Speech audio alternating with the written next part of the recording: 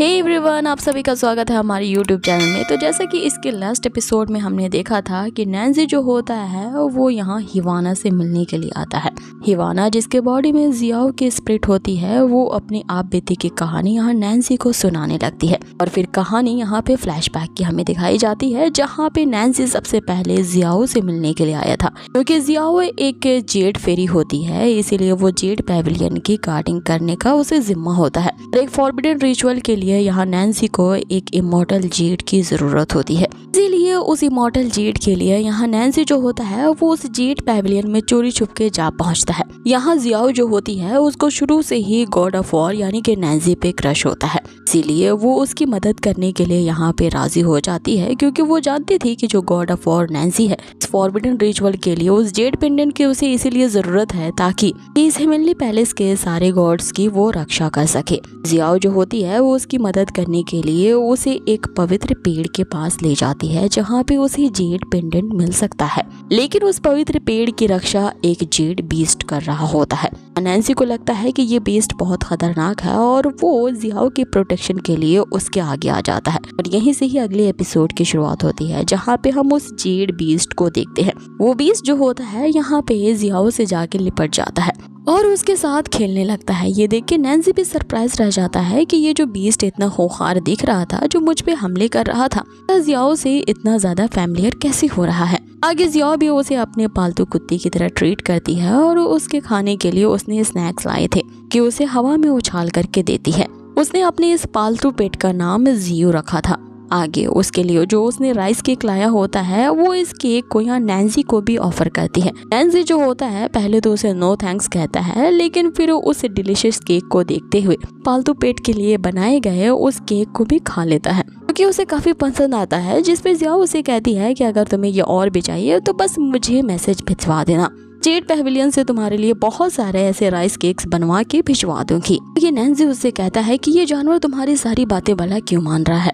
जिसपे जियाओ उसे बताती है कि ये इसलिए मेरी बातें मान रहा है क्योंकि इसे मैंने ही पाला है। इसके साइज से धोखा मत खाओ, ये खूंखार जानवर नहीं बल्कि ये अभी भी बच्चा ही है। कि वो उसके बारे में बताती है कि इस पवित्र पेड़ का एक पहला रक्षक बीस्ट जो हुआ करता था वो मारा गया, लेकिन उसका एक अंडा इस पवित्र पेड़ के पास रह गया। और जब वो अंडा हैच होने वाला था तब मैंने इसकी बहुत देखभाल की। बाद उस अंडे में से एक छोटा सा स्पिरिट बीस्ट निकला और उसी समय से ही हम दोनों ही एक साथ हैं। आगे जो नैन्सी होता है उस पवित्र पेड़ से उस इमॉर्टल जेड को तोड़ने के लिए यहाँ फोर्स यूज करता है।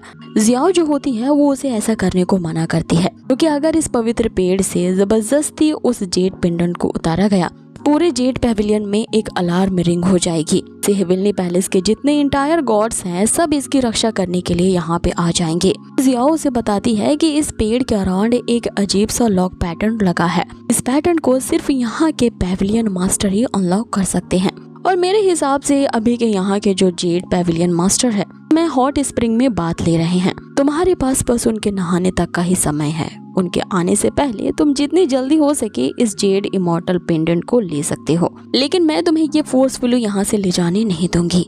नैन्सी उससे कहता है कि तुम्हारे और उस पैविलियन मास्टर के बीच में एक बहुत ही बड़ा सा कल्टीवेशन गैप है, इसलिए उस पैविलियन मास्टर की जगह पे तुम इस पैटर्न को अनलॉक नहीं कर सकोगी। मुझे डर है कि अगर मैं इसे फोर्सफुली तोड़ने के लिए इसके पास भी गया तो भी अलार्म रिंग कर जाएगा। यहाँ पे जियाओ अपने दिमाग के घोड़े दौड़ाना शुरू करती है और सोचने लगती है कि अब हमें क्या करना चाहिए। और वो उससे कहती है कि एक आइडिया है, भले ही मैं इस पैटर्न को अनलॉक नहीं कर सकती, लेकिन मैं तुम्हें यहाँ फोर्सफुली इसे चुराने तो नहीं दूंगी। हमारे पास इस पैटर्न को अनलॉक करने के लिए मेरा एक वफादार पालतू पेट जो है, वो अपने पालतू पेट से कहती है कि तुम थोड़ी देर के लिए इस पैटर्न को अनलॉक कर दो, और तुम ऐसा करते हो तो बाद में मैं तुम्हारे लिए ढेर सारे राइस केक्स ला के दूंगी। अब उसका जो पालतू पेट होता है वो अपनी स्पिरिचुअल पावर की मदद से उस पैटर्न को अनलॉक कर देता है। इससे उस पवित्र पेड़ के अराउंड एक प्रोटेक्टिंग शील्ड जो होती है वो हट जाती है और फिर उनके लिए आगे का रास्ता साफ हो जाता है। यहाँ पे जियाओ जो होती है वो अपने पालतू बीस्ट को थैंक्स कहती है। उसे ये पता था कि जो पैविलियन मास्टर है वो इस जगह को अनलॉक करने के लिए एक स्पेयर की अपने बीस्ट के पास रखा करता है। वो चाबी सिर्फ जियाओ ही इस बीस्ट से निकलवा सकती थी। अब आगे ये दोनों उस पेड़ के पास जाते हैं जहाँ पे नैन्सी यहाँ पे जियाओ को एक बॉक्स देता है। इसे कहता है कि उस इमॉर्टल जेड पेंडेंट को इसमें रख दो। अब यहाँ पे जियाओ उस बॉक्स के अंदर देख करके हैरान हो जाती है क्योंकि उसमें पहले से ही एक इमॉर्टल जेड पेंडेंट होता है। जो होती है वो नैन्सी से पूछने लगती है कि तुम पहले ही इस फॉरबिडन टेक्निक को आजमा चुके हो। अगर तुमने एक बार इसे आजमाने की कोशिश की, तुम्हारी कल्टीवेशन लेवल पे एक ब्लैक लैश लग जाएगा, तुम सह नहीं सकोगे। यहाँ पे नैन्सी उसे बताता है कि उसे हिवाना को रोकने के लिए ये फॉरबिडन टेक्निक आजमानी होगी क्योंकि हिवाना अपने इविल इरादों के साथ जल्द ही इस हेवनली पैलेस को डिस्ट्रॉय करने के लिए उसने चैलेंज लेटर भेजा है। अगर मैंने यहाँ के गॉड्स की रक्षा नहीं की तो यहाँ के सारे गॉड्स पूरी तरह से डिस्ट्रॉय हो जाएंगे। इसीलिए जल्द करो, हमारे पास टाइम नहीं है, मुझे वो फॉरबिडन टेक्निक जल्द से जल्द शुरू करनी होगी। यहाँ पे जियाओ को उसकी बात माननी होती है और फिर वो उस टेक्निक को शुरू कर देती है जिसके कारण पवित्र पेड़ से जेड पेंडेंट को तोड़ सकती है। आगे उसके ऐसा करते ही उस पवित्र पेड़ के अंदर से जितनी भी स्पिरिचुअल पावर्स होती हैं वो उस जेड पेंडेंट के अंदर एब्जॉर्ब होना शुरू हो जाती हैं। उस फॉरबिडन टेक्निक के अवेकन हो जाने के कारण यहाँ जो नैन्सी होता है उसे दर्द होना शुरू हो जाता है। इसी के बारे में यहाँ जियाओ उसे वार्निंग दे रही थी कि तुम इसे नहीं सह पाओगे। अब उस फॉरबिडन टेक्निक का असर यहाँ नैन्सी के दिमाग पे पड़ने लगता है जिसके कारण उसके बॉडी में चेंजेस आना शुरू हो जाते हैं। आगे जो नैन्सी की बॉडी है उसमें वो फॉरबिडन टेक्निक अवेकन हो चुका था जिसके कारण उसके मेरिडियंस जो होते हैं में इतनी ज्यादा स्पिरिचुअल पावर भर जाती है कि नैन्सी को उसे कंट्रोल कर पाना काफी ज्यादा मुश्किल हो रहा था। यहाँ पे जियाओ जो होती है वो उसकी मदद करने के लिए उस इमॉर्टल जेड पेंडेंट के इफेक्ट को कम करने की कोशिश करती है कि नैन्सी को इससे कम पेन हो। आगे यहाँ जियाओ की मदद से नैन्सी जो होता है वो उस पेन से उभर आता है और उसने सक्सेसफुली उस फॉरबिडन टेक्निक को अवेकन कर लिया था ताकि वो हिवाना से जाकर के फाइट कर सके। आगे उसकी मदद करने के लिए नैन्सी जो होता है वो जियाओ को थैंक्स कहता है। जियाओ उसे एक वार्निंग भी देती है कि हालांकि इस जेड इमॉर्टल पेंडेंट के कारण हमारी कल्टीवेशन लेवल हाईली इंक्रीज हो चुकी है, तुम्हारी बॉडी की जो फाउंडेशन है वो काफी ज्यादा डिस्ट्रॉय हो चुकी है, इसलिए आगे तुम्हें अपना ध्यान रखना होगा। अभी के लिए तुम्हें बेहतर फील करवाने के लिए मेरे पास एक इलाज है। उसे एक ग्रीन कलर का एलिक्सर देती है। वो नैन्सी को खाने के लिए कहती है ताकि वो बेटर महसूस कर सके। नैन्सी तुरंत ही उस एलिक्सर को खा लेता है। उसे पूछता है कि तुम्हें इसके साइड इफेक्ट्स के बारे में पता था, आखिरकार तुम्हारे पास ये पिल क्या कर रहा है? तुमने भी कभी इस फॉरबिडन टेक्निक को चुपके से आजमाने की कोशिश की है? जिसपे जियाओ उसे बताती है कि भले ही वो यहाँ की जेड फेरी है लेकिन उसने कभी भी यहाँ का गलत इस्तेमाल नहीं किया है। के पास ये जो ट्रेजर एलिक्सर है उसने फार्मेसी से पिक किया है। जो जियाओ होता है वो नैन्सी को ये विश्वास दिलाता है ऐसे ही कंडीशन शांत हो जाएगा और ये वॉर खत्म हो जाएगी। मैं यहाँ के जेड पैविलियन मास्टर से जा करके सारी बात उन्हें बता दूंगा, तुम पे यहाँ की जेड पेंडेंट को चोरी का इल्जाम ना लगे और तुमने मेरी आज जो मदद की है इसका इफेक्ट मैं तुम पे कभी नहीं पड़ने दूंगा। अब यहाँ पे जो जियाओ होती है वो अपनी सारी कहानी बता चुकी होती है और सीन प्रेजेंट में शुरू होता है। यहाँ पे जियाओ जो कि अब हिवाना की बॉडी में है वो उससे कहती है कि मैं तुम्हारे लिए उस दिन काफी ज्यादा वरीड थी और तुम्हारे जाने के बाद बस यही सोचने लगी कि तुम्हारी बॉडी पे उस एलिक्सर पिल ने असर किया होगा कि नहीं। जिसमें सारी कहानी सुनने के बाद अब नैन्सी जिसको पता है कि हिवाना की बॉडी में और कोई नहीं बल्कि उसी की ही जेड फेरी जियाओ है, पूछने लगता है कि जब हिवाना हम पे अटैक करने के लिए आई थी, मरने ही वाली थी, तो तुम उसके पीछे क्यों भाग रही थी? तो यहाँ हिवाना उसे बताती है कि मैं उसके पीछे नहीं भाग रही थी बल्कि यहाँ पे हिवाना की जिस समय मौत हो गई थी मेरी भी बॉडी से स्पिरिट उसी टाइम ही निकली थी, हम दोनों की मौत एक ही टाइम पे हुई थी। फिर उसी समय मौत से बचने के लिए उस हिवाना ने एक स्पिरिट समनिंग प्लांट को समन किया, इसके कारण हमारी जो सोल्स थी वो आपस में एक्सचेंज हो गईं। लेकिन मैंने उस समय हिवाना को हरा दिया था जिसके कारण उसकी स्पिरिट पूरी तरह से डिस्ट्रॉय हो गई और मेरी जो स्पिरिट थी अब उसकी बॉडी की मास्टर बन चुकी है। मेरी जो स्पिरिट थी वो अब इस हिवाना की बॉडी में आ चुकी है, लेकिन एक दिन पहले ही मैंने उसे अपने आसपास महसूस किया है। यकीन है कि वो हिवाना जो है वो एक्चुअल में अभी तक जिंदा है, मरी नहीं है, कि मैंने उसकी स्पिरिट के एसेंस को महसूस किया है।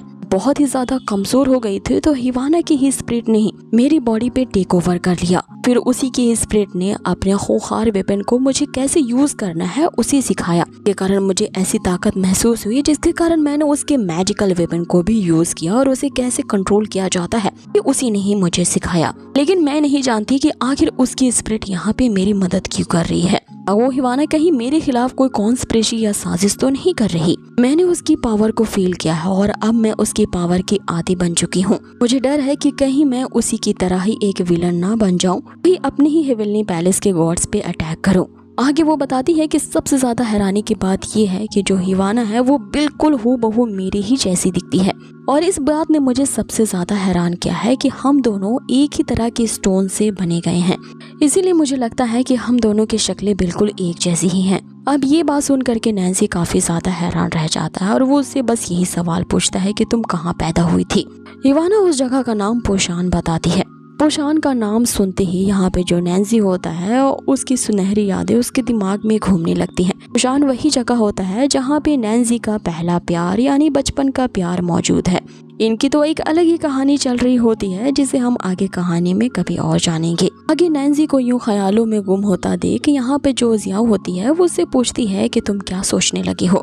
यहाँ नैन्सी जो होता है वो उसे एक रीजन बताता है कि भले ही तुम यहाँ पे पोशान में पली बड़ी हो, नहीं वो हिवाना का भी वहीं कहीं जन्म होता तो तुम दोनों वहाँ पे जरूर एक दूसरे से टकराते। इधर जो जियाओ होती है वो बस यही सोचने लगती है कि इस दुनिया में और कोई नहीं मिला, मेरा रूप और किसी का नहीं बल्कि उस विलन हिवाना के जैसा ही मिलना था। आगे वो ये सोचने लगती है कि आखिर ये जो गॉड ऑफ वॉर नैन्सी है वो उस हिवाना के बारे में इतनी डिटेल जानकारी कैसे रखता है। क्या ये हिवाना को पर्सनली काफी अच्छे से जानता था जो उसके बारे में इतना कुछ जानता है। आगे जो नैन्सी होता है वो हिवाना की बॉडी को चेक करने के लिए अपने उसी खास वेपन सोल गैदरिंग टावर का यूज करता है। वो हिवाना की बॉडी को जांच परख सके कि उसके अंदर उसकी कोई सोल की एसेंस बाकी है या नहीं।